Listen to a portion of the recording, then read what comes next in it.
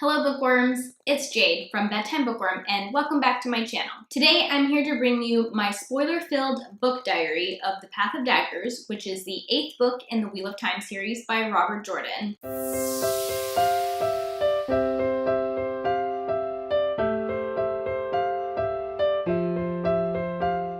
If this is the first book diary of mine that you're watching, then I'll link my playlist of book diaries. I have them starting with Fires of Heaven, I think, in case you want to check those out. So what I've done is split the Path of Daggers into 4 different sections. In this video, I recap each of the sections and also give some of my thoughts and commentary on things that happened in each of those sections. So if you haven't read The Path of Daggers yet, then I don't recommend watching this video because it is completely full of spoilers. I recommend checking out my spoiler-free book review instead, and then come back to this video once you've read The Path of Daggers. This video can be watched in a few different ways. If you've already read the book, then you can watch it from beginning to end. If you do that, go grab some coffee or some tea, because this, as are all of my book diaries, is a long video. You can also watch as you read, so you can read a section of the book and then come and watch the part of the video that pertains to that section of the book, and then go and read the next section, etc. I always have timestamps for the 4 different sections in the description box so that you can easily jump to the section of the video that you want to watch without spoiling yourself for other sections. And then lastly, you can use this video sort of as like a recap on the things that happened in this book. There are definitely written summaries of the books that are more detailed than what I can fit into this video, but in my recaps, I cover a lot of what happens in the book. One thing before we get into the book diary, I want to apologize ahead of time. There are a few instances in this footage where my mic picked up some sort of interference and there's some weird noises. It's something that has only recently started happening, and I did a little research. I think I figured out what it is, and hopefully I've fixed the problem for future videos, but I just want to warn you and apologize for any mic interference noises that you hear during the video. If you like this video, be sure to give it a thumbs up and subscribe to my channel if you like bookish content, especially if you are a Wheel of Time fan, because I'm currently in the middle of co-hosting a read-along of the Wheel of Time series, what we're calling Wad-along. We read one of the books every month, and then Roya, my co-host, and I will do a live show discussion. And because I'm in the middle of reading the series, I'm also doing these spoiler-free book reviews and spoiler-filled book diaries. I'm definitely having a lot of fun with it, so if you guys are Wheel of Time fans, I hope you stick around. All right, let's get into the diary. Hey guys, it's Jade. So I'm about to go over the first 6 chapters, or the prologue through the first 6 chapters of The Path of Daggers. The very first point of view that we have in the prologue is by someone named Ethaniel. She is one of the rulers from the Borderlands. In this chapter, we're also introduced to Queen Tenobia, who we have heard a lot about. She's the queen of Saldea. She's a cousin of Fail, and Davram Bashir is like the leader of her army because that's her uncle. So we finally get to meet her, but we see her through someone else's eyes. So apparently all of the rulers from the Borderlands have banded together and have all traveled south. They're currently in the Black Hills, and they end the scene by all swearing that they are one until the death. Then we get a point of view from Varen, which was very interesting. She is in Kyrian and is working with the Aiel. The Wise Ones have her interrogating various Aes Sedai for information. And in this scene, she puts some sort of compulsion on one of the Aes Sedai. We don't get to hear what she is compelling them to do. This is the first thing that I've seen Varen do that is a little suspicious. I know in some previous live shows or in various conversations, other people have told me that they find Varen to be a suspicious person. I personally have never found Varen to be very suspicious. Putting some sort of compulsion on the Aes Sedai and also just like it not being revealed to me as a reader is definitely a little strange. And then we have a point of view from Moradin, who we've seen a few times. I didn't really understand the point of the scene. He's like playing some sort of board game, like chess-like game. And in his mind, he's kind of like making connections with Rand and like what's going on in the real world. I don't know, some of that stuff kind of went over my head. We do see that he is wearing 2 mind traps in this. He gets so frustrated with the game that he almost crushes the mind traps but doesn't. And the scene ends with Moradin like laughing until he cries, which to me makes him seem like a little bit of a crazy person. I mean, he is supposedly touching the true source, which isn't tainted the way Saidin is, so you wouldn't think that he was crazy, but this scene kind of makes him seem a little crazy.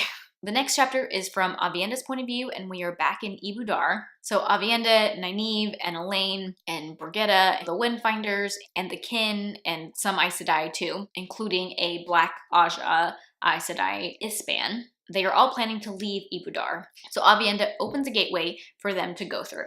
As the group is going through the gateway that Avienda is holding open, she glimpses someone moving around in the shadows. Avienda is a little bit alarmed because Queen Tylan has told all the servants to stay out of sight so they wouldn't see what was happening. So while she thinks that's probably just a servant who is not where they're supposed to be, she's a little concerned that it might be the Golem or it might be one of the Forsaken. The next chapter is in Elaine's point of view. She walks through the gateway that Avienda is holding open. There's a lot of tension and like a power, not a power struggle, but just like a lot of tension between the various groups with the Kin and the Aes Sedai and the Windfinders that Elaine is kind of trying to manage. Once everyone has come through, one of the Aes Sedai, Miralel, starts screaming, and it's because Avienda is taking apart the weave. This is the first time we're being introduced to this idea, but basically there is a talent that exists where some women can see the residues of weaves and read them. So if you just like let go of the weaves the normal way, you can see those residues, or some people can see those residues. And Avienda was concerned that someone was going to follow them because she saw that person in the shadows. And so to prevent that from happening, she unweaves the weaves, which apparently is very dangerous because if you mess up even just a little bit, you can cause a big explosion, you can burn yourself out. There's a lot of dangers associated with it, and Aes Sedai in general like never do that. But Avienda thought it was really important to do it this time to prevent anyone from reading the residues and following them. Then we get Moradin's point of view, and turns out he was the one who Avienda saw. Moradin was surprised at the way Avienda unweaved the gateway, and he watched her do it. So it didn't occur to me at the time when I was reading it, but how can Moradin see the weaves that she's weaving? I am pretty sure he's a male, right? But then again, he's touching the true source, which is different from touching Saidin. So does touching the true source give you the ability to see Saidar as well as Saidin? Like you get to see both because you're touching the true power instead of the true source. I don't know, that's something I hadn't thought about before, but apparently he saw her unweave the gateway and was very impressed, and apparently that's something that he didn't even know how to do. And then we get a quick glimpse from the Golem's point of view, and he steps into the room where Moradin was and mentions that he felt something there, but it was not the one power, but something related to the one power, which of course is the true power. And the Golem mentions that the man who commanded him wanted both the man who hurt him, who is Matt, and the woman with them dead. And the Golem thinks that the woman seemed to be an easier target, and that's who he's going to follow. The next chapter is from Elaine's point of view, and it's just the group arriving at the Kin's farm. The next chapter is also from Elaine's point of view, and it's still them preparing to use the Bowl of the Winds. Elaine is continuing to go through the things that they brought from the storage room to try and see if there's anything in there that can help them use the Bowl of the Winds, like more Angreal. Meanwhile, Ispan, the Black Aja woman, is being interrogated by Vandine and Adielis, the two like really old Aes Sedai who were sisters. And then in the next chapter, also from Elaine's point of view, we are finally using the Bowl of the Winds. I gotta tell you, I thought we were gonna use the Bowl of the Winds like 2 books ago when it was very first introduced that they were going to be looking for the Bowl of the Winds. I thought, okay, this is the book where at the end of the book, they use the Bowl of the Winds. And then it didn't happen. And then so the next book, they spent the whole book looking for the Bowl of the Winds. And I thought, at the end of this book, they're gonna use the Bowl of the Winds.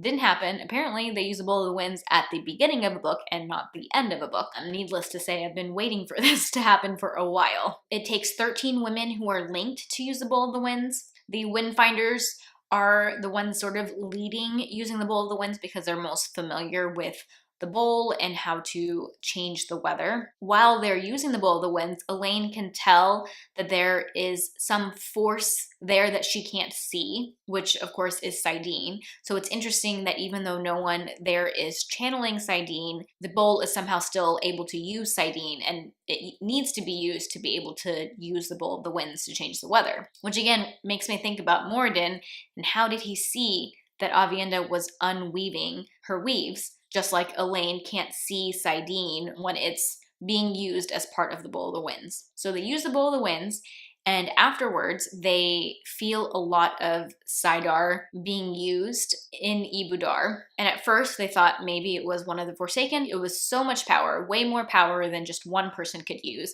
And they realized that it's a Shan-Chan. Nynaeve, of course, wants to go back to Ibudar to get Mat, but Elaine has a smart head on her shoulders and says, that's ridiculous. If we go back to Ibudar, we are definitely getting collared, and we need to get out of here right now. So Elaine tells all of the women there, including the Windfinders, that they need to leave because the Shan-Chan are coming. And of course, the Windfinders are familiar with the Shan-Chan. And they run to the farm to gather all their stuff, and that's when the first Raken, the Shan-Chan flying dragon-like creatures, show up. So once they get to the farm and everyone has gotten all of their stuff together, Elaine opens a gateway to Camelin. Now, another thing that I didn't really think about when I was reading, but I'm thinking about now that I'm going over these chapter summaries and discussing it with you guys, is how could Elaine open a gateway at the farm when this is the first time that she's been there? I think this might actually be a plot hole and not something that I'm just not understanding. Because you're supposed to know the place that you're opening the gateway really well. Like, you don't have to know the place that you're going to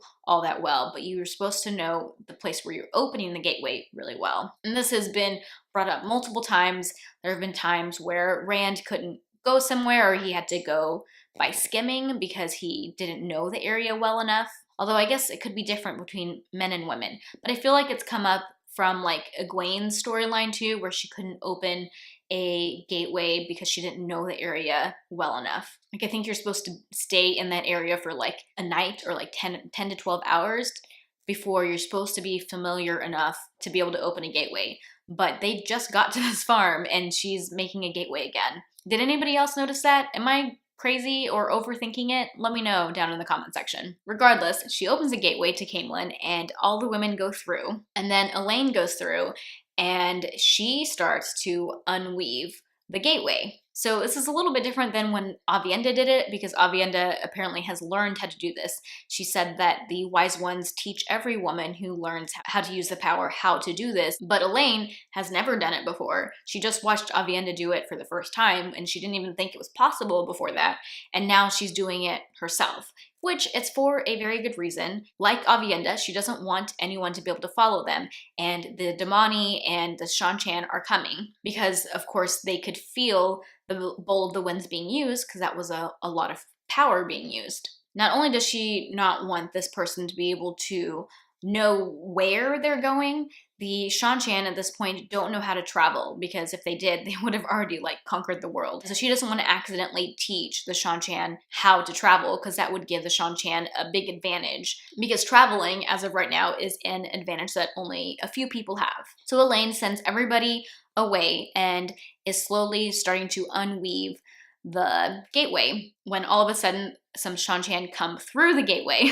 And she's doing the best that she can, but she feels herself starting to lose the grip on the threads, and she tells Birgitte to get her on a horse, and they start running away on the horse from the gateway. She holds it as long as she can, but eventually she loses it, and there is a very large explosion. The explosion kills the Shan-Chan that were there. We even get a point of view from a Shan-Chan that was on the Ibudar side of the gateway, and she barely gets away with her life. She's like the only person, everybody else that was there died. And her point of view is about how she has to go and make a report about a new weapon that the Aes Sedai have, which is not really true. It's not a weapon. It wasn't done on purpose. Elaine and Aviendha and Birgitte are okay, although they're pretty badly scraped up.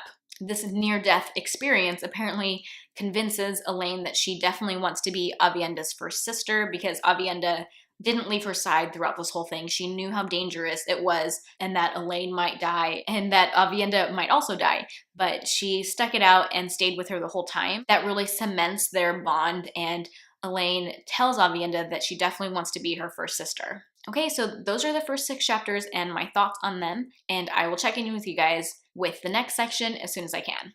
Bye. Hey guys, it's Jade. I'm here to go over chapters 7 through 14 of the Path of Daggers. This is definitely a section where I started to feel the pacing of this book drag a little bit. There are a couple of chapters that I was like, not that much really happened in here. So chapter 7 is from Perrin's point of view, and in this chapter he sends Berelain away. He sends her to meet with Alliandre, who's the queen of Gildan, which is where they are right now. He also sends Honora, who is Berelain's advisor, to go with her because they think it's a good idea to have an Aes Sedai present as well. So after Berelain and Honora leave, Perrin and his group are going back to their camp when they notice a group of travelers being attacked by brigands. So of course Perrin wants to help these travelers, and after they chase away the brigands, one of the travelers tries to run away herself and gets chased down. Turns out this group of travelers was Morghese and her crew, although of course they're going by a secret name. Morghese is going by Magdin or Magdin. Magdin? I don't know.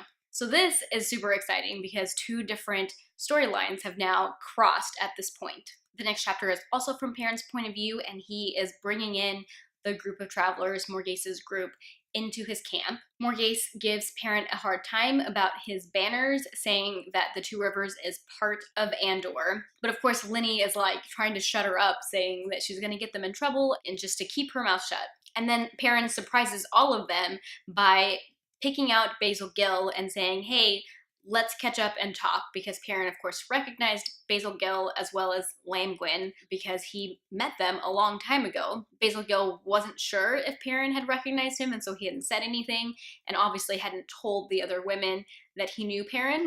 So that was like a really funny moment. And Basil Gill tries to fill in Perrin with what's been going on with him and where they came from. He doesn't completely lie to Perrin, but of course doesn't completely tell the truth either. But he does warn Perrin that the Shan-Chan have definitely taken over Amador because that's where they were coming from. And then Linny adds to the story by confirming that Morghese / Magdin was trying to run away from them, and that she was actually trying to run away from Talonvor, and that Perrin should do them all a favor and just marry the two. Later, Fael offers the whole group a place in their service, and they surprisingly agree. Then we get a point of view from Fael, and she's like sneaking around the camp and making plans. It's definitely interesting seeing inside of Fael's head because she's a character that I don't always understand her motivations and like why she does things. Perrin finds her very confusing, and I gotta admit, I'm with Perrin. She is sort of confusing. And I don't know if maybe I just don't understand Saldaean culture enough, or maybe the way that she does politics well enough to understand like what she's thinking, but half the time she's mad, I really have no idea why she's mad. So I always enjoy getting a little bit of insight into her head. We also get a quick point of view from Morghese, and it's a scene between her and Talonvor, and it builds a little more romance between them. The next chapter is back to Perrin's point of view. In this chapter, Perrin inspects his camps. I can't say much more than that really happened. He walks around, talks to people, I guess gives us, the reader, a sense of the setting and like the dynamics between the different camp groups, because there are a lot of different groups here. He's got his Two Rivers men, he's got Mayenners, he's got Aes Sedai, he's got Ashaman, and he's also got some Aiel too. Oh, and another thing that I forgot is that Baller was with Morghese's group because he helped Morghese escape from Amador. And I think Baller is a very interesting character. Baller was the undercover spy of Pedron Niall, the old captain commander of the White Cloaks before he was murdered. And he has proven himself to be a very skilled individual, and I'm interested to see what sorts of things he's going to help Perrin with. I guess one thing to note is that in this chapter, Perrin meets with the Wise Ones, and they are urging him that he needs to kill the prophet, Masema. Apparently, a bunch of the Dreamwalkers have agreed that that's what needs to happen. So it seems like the Dreamwalkers have dreamed this, or, you know, they know something that we don't know, and they're encouraging Perrin to kill Masema in order to protect Rand. But Perrin says no, because that wasn't part of Rand's plan as of now. The next chapter had an exciting surprise for me, and that is that Elias Makira, hold on, let me look that up. Elias. That's definitely not how I was saying it. Elias Machira. I said Elias Makira. Apparently it's Elias Machira.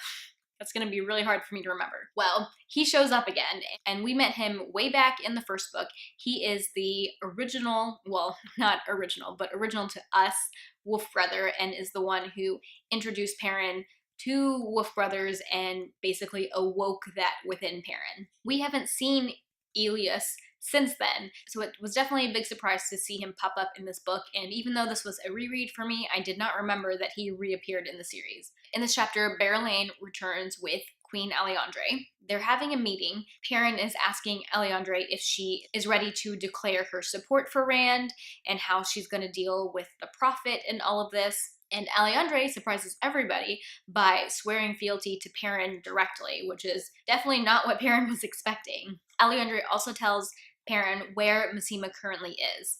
And then at the end of this chapter, a thunderstorm starts, and it starts raining for the first time in months. It doesn't last very long, and it stops just as suddenly as it starts. Of course, Perrin and his group don't know about the Bowl of the Winds, although because they have Aes Sedai with them, they are aware that a large amount of the power was being used recently. They just don't know what it was being used for. But we, as readers, know what it's being used for, and it's exciting to see that it's raining and that the weather is finally changing. In the next chapter, we leave Perrin behind, and we are with Savannah and Galena. Then we switch to Galena's point of view. She is in the middle of some sort of punishment and is ready to swear to obey to Savannah. And when she says this, Savannah pulls out nothing less than an oath rod, which I'm sure surprised everybody. Galena was willing to swear, but she definitely was not expecting there to be an oath rod and for her to actually have to obey whatever oath she swears. Because if you remember, Galena is confirmed to be Black Aja. At this point, the other Shido Wise Ones show up and surprise Savannah. She wasn't expecting them to be present when she was making Galena swear this oath. One of the Wise Ones, Tharava, who is apparently the head of the Wise Ones here, says that Galena should also swear to obey the Wise Ones. So in the end, Galena does swear on this oath rod, and she swears to obey the Wise Ones that are present, with Savannah and Tharava being the first among them. And after that, they put Galena in Gai'Shane White, and they can fully trust her because she physically and literally cannot disobey them anymore. And one of the things they told her was that she can't channel without being asked to channel. So escape is basically out of the question for Galena. And then at the end of this, Tharava ends up keeping the oath rod, which is definitely not what Savannah had wanted. And Tharava basically appoints herself as Savannah's Wise One advisor. In the next chapter, we are with Greyandal in Arid Doman. She is visited by Mogideon and someone named Sindane, who we have not met before. They show up and they're trying to tell Greyandal that she needs to obey the Nay Bliss, who is Moradin. And Greyandal doesn't believe them. She thinks that they're playing a trick on her. She knows that Mogideon is a very tricky sort of person, and they practically start crying and are like begging her, like, you have to believe us, you have to do this. The scene gave me reason to believe that Sindane is the other person that Moradin has in his mind traps. Remember, he has 2 mind traps. One of them is definitely Mogideon, but we didn't know who the other one was, and I think the other one is Sindane. We don't really know who Sindane is though, so I'm very intrigued by this random person who is also in a mind trap that is owned by Moradin. So when Greyandal doesn't believe them, because she's never met or heard of Moradin before, then Shaidar Haran, who's the Murdril who is more than a Murdril, shows up and convinces Greyandal that what they're saying is true and that she does need to obey Moradin. And one of her first instructions is to go and meet Moradin for the first time. Then we see from Cadsuane's point of view, for some of this chapter, she's meeting with various Aes Sedai, and they're like kind of talking politics and things. Nothing that I thought was very significant. I feel like it's some like fillery stuff, but it also might be just political things that I'm not grasping at the moment. That's how I felt about a lot of the stuff in this book. There were a lot of characters and a lot of names and like things being discussed that I didn't really understand how they tied into the greater story. But a really interesting thing that happens at the end of this chapter is that Soralia, who's one of the Wise Ones, comes to meet with Cadsuane, even though they're completely different people and are sort of on different sides of things. They both seem to have Rand's best interest in mind, and they come to an agreement and they swear a water oath together. They swear that they will make Rand both laugh and cry again. That was a really heartwarming scene. I loved seeing these 2 very different people come together to agree to try and help Rand. Cadsuane is still a fairly new character for us, and I don't know whether or not I completely trust her.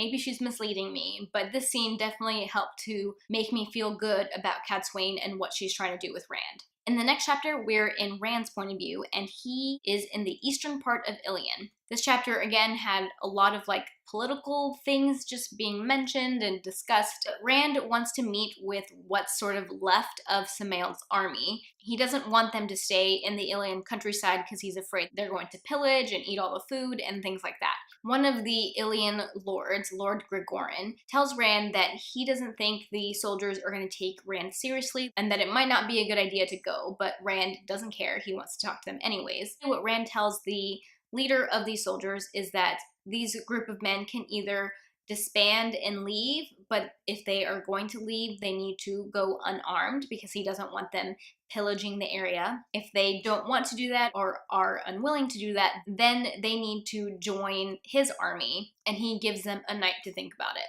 The next chapter is also from Rand's point of view. Again, this seems like a sort of filler chapter where Rand is receiving information from different people and different places. For example, he receives a letter from Taim, or the Mahale, as he has so named himself. Taim is just filling Rand in on what's going on at the Black Tower, how many deserters they've had, how many people they've lost during training. Another Ashaman tells Rand about the Shan-Chan, saying that they are moving towards Ilion. And then Rand goes on to start planning how he's going to handle the Shan-Chan. One of the Ashaman mentions the Aes Sedai weapon and said that while he was in that area where the weapon was used, Saidin was acting very erratically and was really hard to control. This weapon that he's talking about is not a weapon. This is the location where the Bowl of the Winds was used and where Elaine had that gateway that she was trying to unravel explode. So it's not explicitly stated, but I'm of the opinion that it was that explosion that Elaine caused that was causing Saidin to act all erratically, but that's just my guess. And then this chapter ends with Lews Therin appearing in Rand's head again. Apparently he hasn't been in Rand's head since the end of the last book, and Rand wasn't sure if he was still around or what was going on with Lews Therin. He thought maybe he was gone for good, but surprise, Lews Therin is still in his head, and this causes Rand to start laughing like a maniac. Alright guys, that's everything that happened in chapters 7 through 14 and some of my thoughts on those things that happened. I will check in with you guys with the next section soon. Bye. Hey guys, it's Jade. So I'm here to go over chapters 15 through 23 in Path of Daggers. So for the next few chapters, we're with Egwene. She is traveling with the Saladar Aes Sedai on their way to the tower. So this chapter starts off with Egwene dreaming, and we know that Egwene is a dreamer, so her dreams typically have meanings, although these are dreams that I don't understand yet. So one of the dreams is about Rand, and he is wearing different masks until one becomes him. Then there's Perrin and a tinker, who is Aram. They are hacking through brambles that scream with human voices, but they can't hear them. And they're heading towards a cliff that they don't know is there. No idea what that means. And then we have Matt, who is weighing 2 Aes Sedai on a balance scale, and his decision is very important. And the last we saw of Matt, he was in Ibudar when the Shan-Chan came and a wall fell on top of him, and we haven't seen him since.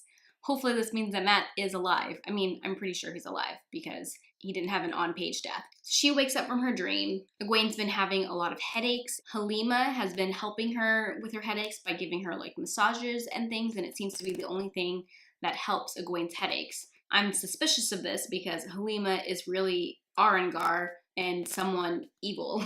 We don't know exactly, but we do know that Halima / Arengar can channel Saidin. So Swant has come to wake Egwene up because Gareth Bryn wants to talk to her. So she goes to meet with Gareth Bryn, and he tells her that there is an army of Andorans and Mirandians on their way basically to meet these Aes Sedai. These Aes Sedai are currently in Mirandi, close to the Andoran border. So he thinks that this army is coming to them because they don't want the Aes Sedai to enter Andor. Egwene doesn't want to start a war or anything, and she asks Bryn to let those noblemen know that she wants to have a meeting with them. And at the end of this chapter, Egwene and Swan talk a little bit about the 3 oaths. Egwene brings up that the 3 oaths and not being able to use the 1 power as a weapon is really limiting when it comes to fighting against the Shan-Chan. But Swan feels very strongly that the Three Oaths is a part of the Aes Sedai identity and that you can't really be an Aes Sedai if you don't take the Three Oaths.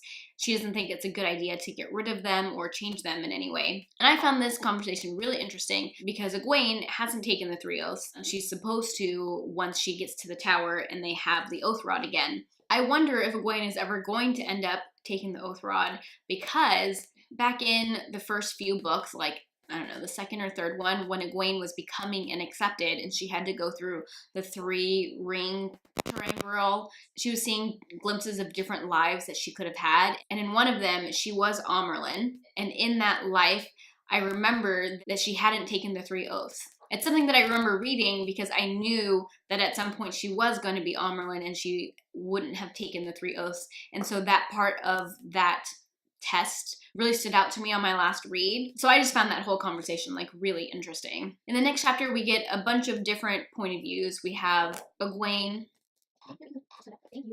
We got some food. In the next chapter, we've got a few different point of views.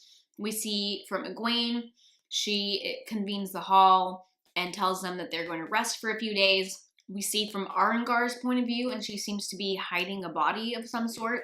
And then we go back to Egwene's point of view, and Lelaine and Ramonda come to meet with her about the Bowl of the Winds. Swan also meets with her and mentions that she has noticed something interesting, but she doesn't know what it means yet. What Swan has noticed is that a lot of the women that are sitters in this hall of the tower, the Salidar Hall of the Tower, are all quite young to be sitters. But the last point of view is from Shiriam, and she returns to her tent where she is beaten by somebody that is not revealed to us for not revealing what Egwene is up to. I didn't remember that this had happened when I was reading the chapter summary, so I actually went and looked at my book because the way that it's written in the chapter summary makes it sound like it's possible Shiriam is Black Aja, which that's definitely still possible. I read it in my Kindle just now, just so I could remind myself of the scene before I talked about it. But basically, Shiriam walks into her tent and is immediately shielded, and someone tells her that she was supposed to keep them informed about what Egwene was planning to do. And this person proceeds to beat Shiriam. After all that's over, the chapter ends with Shiriam saying that, or thinking that she wishes she had never spoken to a single sister in the hall. So I'm really not sure what to make of that. I suppose someone in the hall is like blackmailing or making Shiriam be a spy for them. At least that's what it seems like from that last sentence. But at the same time, she was shielded and her clothes were ripped off using the power. It does mention that she had welts afterwards, but it's not clear if those welts were given by the One Power. And it was very interesting and definitely something that I had kind of like glossed over in my read and totally forgotten about. In the next chapter, Egwene takes the hall and goes to meet with the Andoran and Mirandian nobles. This is Egwene's first time being like a public Amerlin, and there was definitely a lot of like politics going on in this chapter that were really interesting. In this meeting, Egwene tells the nobles not to worry, she's not planning on taking her army into Andor, and instead, she's actually going to camp where they are right now for about a month, and that then they will leave without entering Andor at all. All of this is a surprise to the Hall, although they try not to make it obvious, but both Lelaine and Ramonda had come to Egwene beforehand and said, you're going to introduce yourself, you're going to sit down, and then you're going to let me take over. And she had told both of those women, yes, I'm going to let you take over, and then totally flipped the script on them in the actual meeting. So this was a really empowering chapter for Egwene, as is like the next couple of chapters. And in the next chapter, it's like after they've had the meeting, people are kind of mingling and talking to each other. Egwene has a chance to catch up with Talmanes, who was the man that Mat left in charge of the Band of the Red Hand.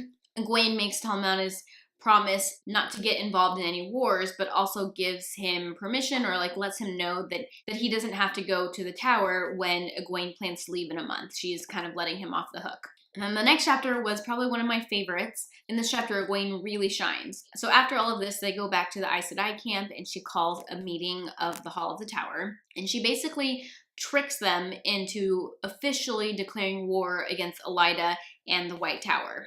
Swan has coached her and like they figured out the exact rules and what exactly needs to happen for the Hall of the Tower to declare war. And Egwene is basically able to manipulate the Hall into all agreeing to support her and declare war on Elaida and the White Tower. It was definitely a really cool moment and so much fun to read. In the next chapter, we're over in Andor and we're in Elaine's point of view. This is right after they were fleeing from the Shan-Chan and have gone through a gateway. Elaine took them to one of her family's estates, and then the next day they ride on to Caemlyn. Really not a whole lot of stuff happened in this chapter. We see a little bit of what everyone in this group is doing, but none of it really seems that important. Elaine is still looking through the Turangarol that she brought, trying to find things that are useful, until one of them makes her accidentally pass out and she doesn't remember what happened. Marilella, one of the Aes Sedai, starts to teach the Windfinders how to channel, because that was part of their agreement for the Bowl of the Winds. The Windfinders were going to be getting Aes Sedai teachers. The next chapter is in Rand's point of view. He is in Ilion. Rand is getting ready to attack the Shan-Chan. He wants to move them towards the west. Rand has basically called a bunch of his forces to him, including a bunch of Ashamen. One of the Ashamen, Narishma, brings Rand an object that he has asked for. It's not really revealed what that item is, but because this is a reread, I knew what the item was and I got excited about it. There's also this new thing with Rand where he has been having trouble when he reaches out to grab Saidin. It's been making him dizzy and just like feeling sick. And so he has been going out of his way to avoid having to take a hold of the power, at least when he's in front of other people. So he keeps asking other Ashamen to do things for him, like open gateways. So then Rand takes the people that are with him to Lugard, and from there he's waiting for more of his people to show up, including Davern Bashir and some of his men. And then in the next chapter, Rand has gathered about 6,000 people and he takes them all to Altara. There is an attempt on Rand's life by an archer, and it just barely misses him. And that archer is taken down by another Ashaman. And the archer is killed, so they don't actually know who hired him or anything like that. But he was an Ilianer, and he had some Tarvalon gold on him, so of course some people are quick to assume that Aes Sedai hired him.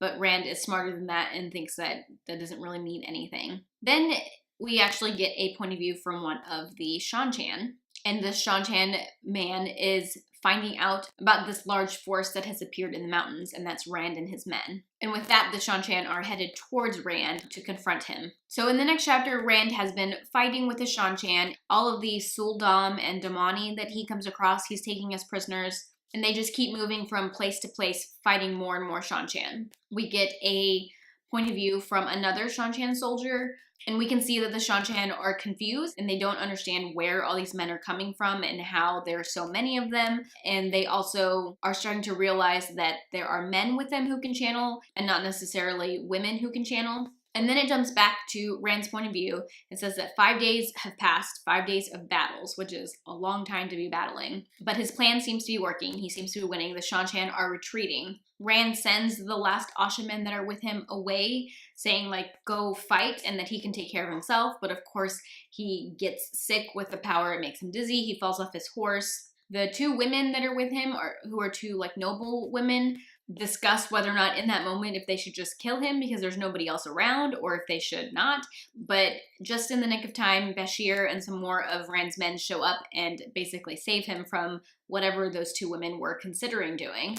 Bashir is bringing him news that the Shan-Chan are heading west, and he thinks that they should call it a day and finally go home. But a lot of the other nobles around are saying that they should keep pressing the Shan-Chan west and take Ibudar completely. And Rand thinks about it and then ends up agreeing with the nobles that he should take this chance at the Shan-Chan while he still can. The way this chapter ended was really hard for me to read. My heart was breaking for Rand. I just think about how much he's changed over the last few books and how much harder his heart has become. I feel like he was just this sweet kid and he's had to like harden himself over time. And I felt like he should listen to Bashir. I feel like Bashir always gives good advice. And if Bashir is saying that we're done, then maybe they should be done. But at the same time, I can see where Rand's coming from.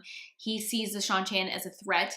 and he feels like he is actually making progress against them right now, and he wants to take advantage of that while he can. But I definitely had a bad feeling about him wanting to keep going and chase the Shan-Chan out of Ibudar. I have really mixed feelings about the Shan-Chan, because obviously they are conquering people and making people like swear fealty to them and the Empress, but at the same time, they're not completely evil. They let people who swear their oath live however they want to live. They don't really disrupt other people's lives, but at the same time, they are killing people to be able to take over cities. I think this was a hard decision for Rand, and I'm not sure if he made the right one. Alright guys, that is everything that happened in chapters 15 through 23. I will check in with you guys with the last section of this book very soon. Bye. Hey guys, it's Jade. So I am here to go over the last section of the Path of Daggers. This is going to be covering chapters 24 through 31. Okay, in chapter 24, we have quite a lot of point of views. I'm not going to go over each of them individually, but basically we're seeing both from the Shan-Chan point of view as well as Rand's point of view in this big battle that's happening. So Soroth shows up to talk to one of the Shan-Chan generals. This general has been confused by how many soldiers there seems to be on Rand's side, and Soroth tells him that there's really only 5,000 people on Rand's side when this general guy was thinking it was more like 90,000, and that the only reason why there seems like there's so many is because they're able to travel. We don't really know how Soroth knows this, but she knows this. We also find out that Liandrin is in the hands of Soroth, so she must have been caught in Ibudar. Liandrin has been made a Damani. So the question here is, does Soroth know that Liandrin is Black Aja? My guess is probably not, but maybe Soroth is also Black Aja, or that doesn't make sense. Maybe Soroth is also a Dark Friend, and she does know? Rand is continuing to push for his soldiers to fight against the Shan-Chan. He wants to push them out to sea and get them completely out of Ibudar. We find out that the Shan-Chan have been having trouble with the Damani, and that a lot of them have been sick with some mysterious illness that the people other than the Suldam don't really know. And then later it's revealed that at least one of the Damani who have been involved in this fight with Rand have accidentally killed Shan-Chan, like people on their own side. And then this starts to happen to the Ashaman as well. There's an Ashaman who accidentally killed people on his side. Dashiva even tells Rand that Saidin is acting strangely, and Rand kind of brushes it off and says, you're just feeling the taint, but then Dashiva makes him actually look at the weaves in the weaves that he's using. The threads that are present are actually like moving and like they're visibly acting funny, but Rand still dismisses it as like not being a big deal. And then towards the end of this chapter, Bashir comes to Rand again and says, we're done, we've won this fight, like we can stop now, we don't have to keep going. But Rand is very adamant that he wants to continue to push the Shan-Chan out of Ibudar. And to prove his point, he pulls out Kalendor. So this is that mysterious package that he had Narishma, I think, delivered to him. So Rand pulls it out and starts to channel, and he rains down lightning on what he thinks is just the Shan-Chan. Turns out it comes down on everybody, including his side of the war or the fight. So he kills some of his own soldiers as well. Bashir knocks him over and finally gets his attention. Rand lets go of the sword and realizes what he's done and is very upset, feels like he's been defeated. Basically, the way the chapter ends is that both sides, the Shan-Chan and Rand, feel like they've lost because so many people have died in this big fight. This chapter was so frustrating to read, especially at the point where Rand pulls out Kalendor, because I just knew that this was not going to go well. I didn't remember exactly what happened, but with all the signs of Saidin acting funny in this area, I just knew that him using the sword wasn't going to have a happy ending. So it was really frustrating and sad to read. And I thought it was especially interesting that Jordan put in so many point of views from the Shan-Chan side. Like, he really showed both sides of this battle and how devastating the loss of life was on both sides. Something that Robert Jordan has talked about before in interviews and stuff is how much being in the Vietnam War affected his writing. He took inspiration from that. I think one of the things that he wanted to show was how devastating war can be for both sides. And I think this is one of the chapters where he does a really good job of portraying that. Okay, moving on to the next chapter. The next chapter, we're in the White Tower with Elida. So we start with Elida's point of view. She is meeting with some of the sitters, giving out decrees, and apparently she's kind of been running the White Tower because Alviren has been gone for a while. No one knows where she is. Of course, at the end of this meeting that she's having, Alviren shows up again. She doesn't give any explanations of where she's been, but she tells Elida, you know better, you know that you're not allowed to make decrees without me, and tells Elida that she's going to be punished. And later, the Mistress of Novices shows up to beat Elida, which is not something that happens every day. The Amerlin shouldn't be punished by the Mistress of Novices. And then we switch to Alviren's point of view, and she is meeting with Masana, and Masana is not happy that Alviren had Elida beaten. She said that was like outside of her scope of power. And Masana has a task for Alviren. She wants Alviren to find out what is going on with the heads of the Ajas. Masana says that these heads are acting like they're not getting along in public, but they are meeting secretly, and so she wants to know what's going on, and she tells Alviren to figure it out. When Alviren leaves this meeting, she leaves with the knowledge that Masana doesn't know everything that's going on in the tower, which is the impression that she had prior to this meeting. Then we have another chapter that is in the White Tower, and it's from Ciene's point of view, and this was like my favorite chapter in this section. So Ciene is the Aes Sedai that Elida asked to look for traitors because she wanted Ciene to find evidence that Alviren was a traitor. Ciene misunderstood that and thought that Elida was asking her to hunt down the Black Aja, so she got with one of her friends, Pavara, and they hatched a plan to try and find Black Aja within the White Tower. So Ciene and Pavara have found an Aes Sedai that they think they've caught in a lie, which makes them think, of course, that she's Black Aja. This person's name is Zara Dakan, or Dakan, I don't know. So they think they've caught her in a lie because there was some misinformation about how she arrived at the tower. Like, she told a couple people different things. And turns out that that was because she is actually from Salidar. She was one of the Aes Sedai who came to the White Tower to spread the rumor about Logain being set up by the Red Aja, which Zara believes to be true. Anyways, they corner this woman and basically tell her that if she doesn't re-swear on the oath rod to tell the truth and to obey them, that they're gonna believe she's Black Aja, and she does. And that's how they find out what Zara's real purpose is and where she really came from. And they also find out that there are more women from Salidar in the White Tower, and they plan on using the rest of them to also help them find Black Aja. Well, right after Zara leaves, before they can go anywhere, a bunch of sitters enter into this room. So the sitters that come in are Saren, Talene, Eureki, and Dosine. And I cannot even start to tell you what Ajas they belong to. Well, I can tell you one of them in a second. So they come into the room and they try to ask Ciene and Pavara what they're doing, and of course they don't want to say what they're doing, but one of the sitters that walked in on them grabs the oath rod and swears on it and says that she's not Black Aja. She basically guessed what Ciene and Pavara were trying to do and just does it to prove that she's not Black Aja. Well, then that leads to everybody else in the room doing the same thing because that's the only way they can prove themselves.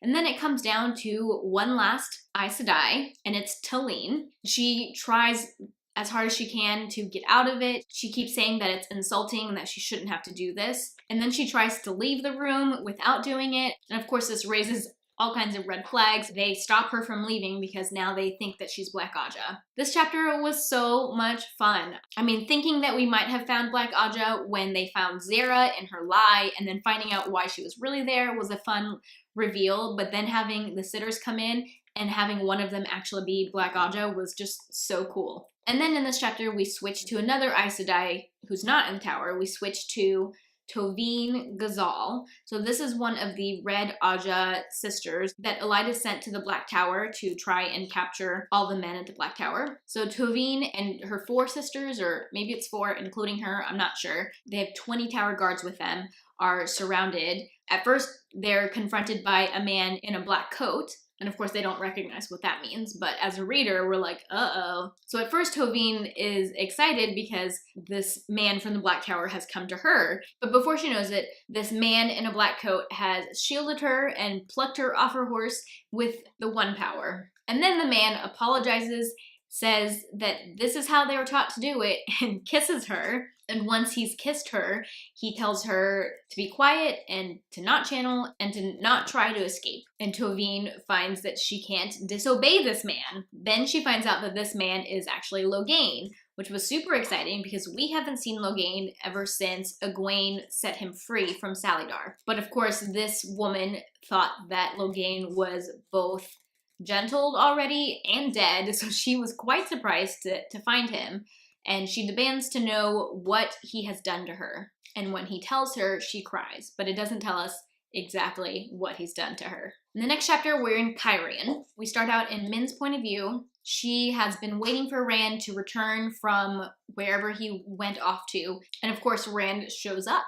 A lot of the rest of this chapter is just like catch-up things. So we have Dobrain coming in and filling in Rand. We have Rathella and Morana, who are two Aes Sedai who made the bargain with the Windfinders, come in to update Rand on how that went. Rand isn't particularly happy with how that bargain went down, but Morana is also upset because Rand is the one who left them to handle it. Rand comes around and agrees in the end that she's right, that they did the best that they could. The maidens have been acting kind of funny, and then 3 of them come in and basically beat Rand to a pulp. We find out that this is because he left them behind when he went to go fight the Shan-Chan, and of course that was like shameful for them that he left them to meet that toe. They beat him up. Then we switch point of views to Rand, and Rand is getting ready to go see Cadsuane since she won't come see him. Rand asks Cadsuane to be his Aes Sedai advisor now that he's king of Ilion, and she refuses, even though he offers to let her be an advisor without having to swear any oaths of fealty. And then at some point, Cadsuane changes the topic to talk about Callandor. She somehow, I don't know if you can hear clickety-clacking in the background, but my dogs are play fighting below me. Hopefully that's not too loud.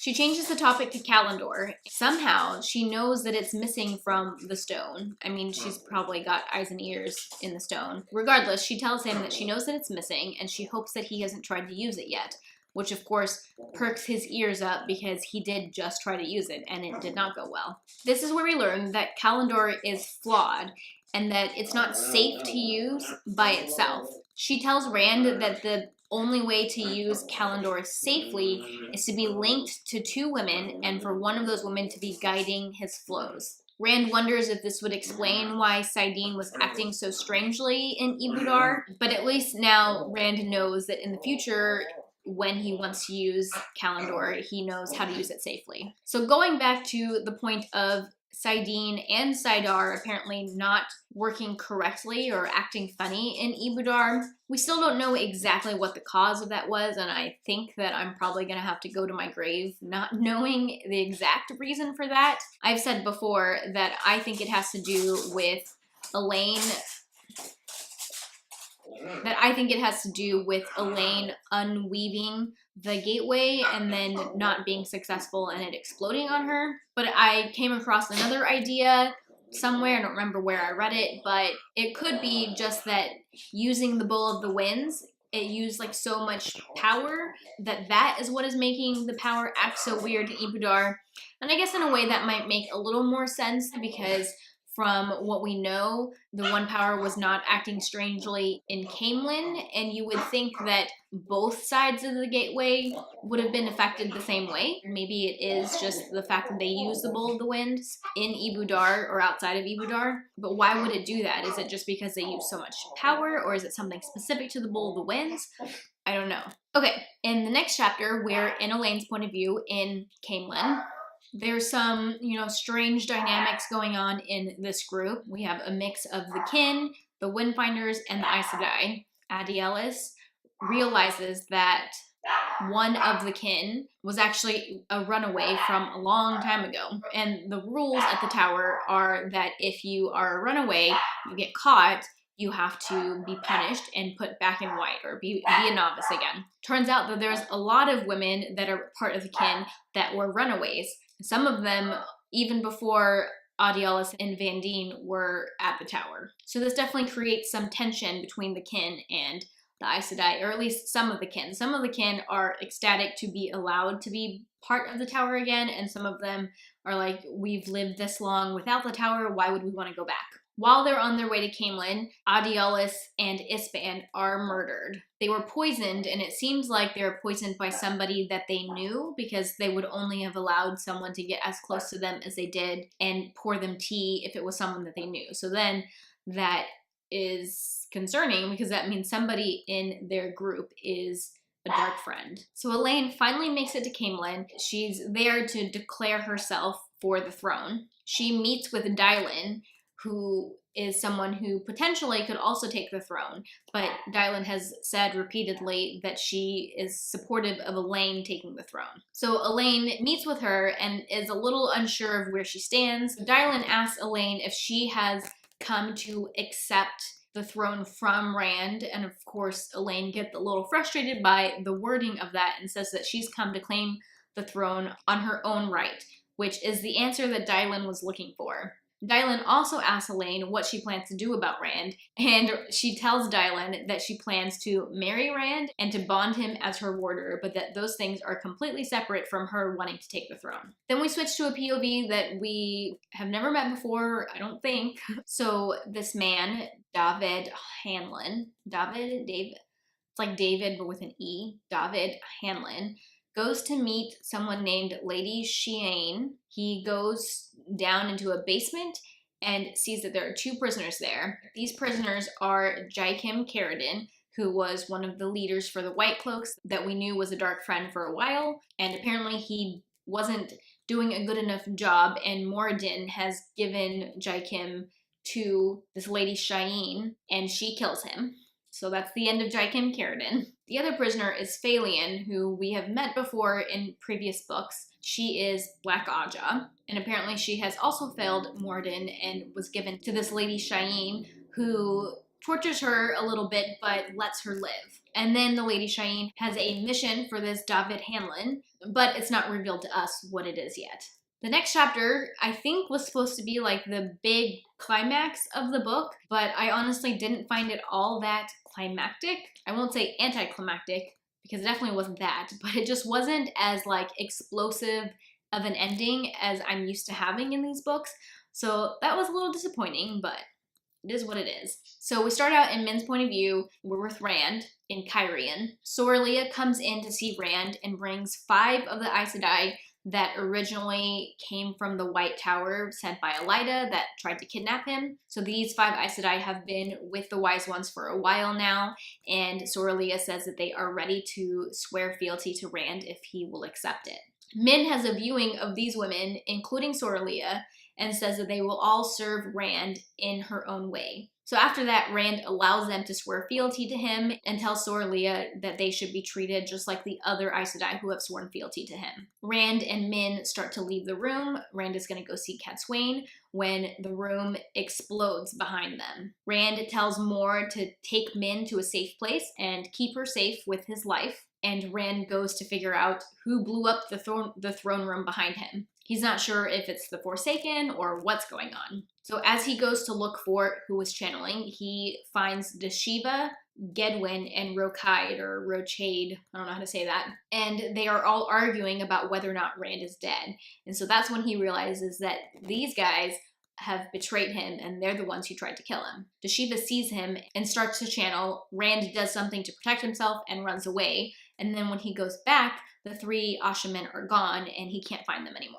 I was really surprised at who was betraying Rand, mostly at Deshiva. I really felt that Deshiva was on Rand's side. The other 2, Gedwyn and Rochaid, I really didn't know that much about. Like, they never stood out to me among the other Ashamen, but Deshiva definitely did. There were never any red flags for me. Like, I really thought that he was in with Rand, especially when Rand was fighting against the Shanchan and he was trying to show him how Saidin was acting strange. Like, I don't know, he seemed like a good guy, and so I was definitely shocked that he was one of the betrayers. So then we switch to Min's point of view, and she's with Moore, and Rand is with them now. This is after everything has kind of happened.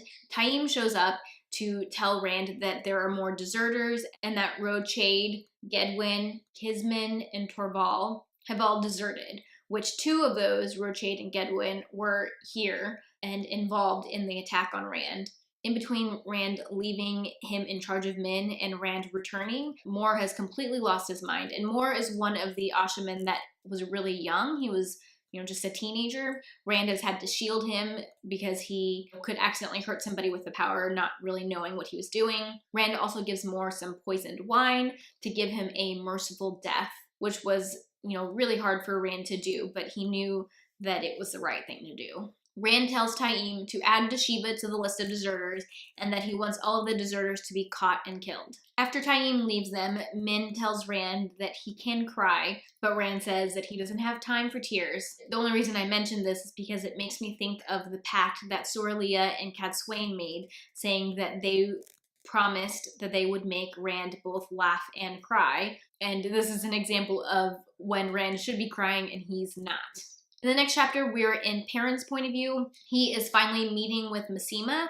As soon as he meets with Masema, he can see the madness in Masema's eyes. Masema isn't particularly happy with Perrin, especially when he learns that Perrin has Aes Sedai with him. Perrin tells Masema that Rand, the Lord Dragon, has summoned Masema and that he has to come to him. And Perrin tells Masema that he can get him to Cairhien, where Rand is, in just one night, using traveling, of course. But Masema refuses. He says that nobody should be able to travel except for Rand, and so he refuses to go to Cairhien that way. He says that they have to ride there. Then we switch to Fail's point of view. She's out hunting with Berelain and Alliandre. She meets with some of the women who are in Choth Fail, the Cairhien and Tyrion group that are like wannabe Aiel. They report to Fail that Masema has been meeting with the Shan-Chan and that it doesn't seem like this was their first encounter. So it seems like Masema has been meeting with the Shan-Chan for a while. Fail feels like this is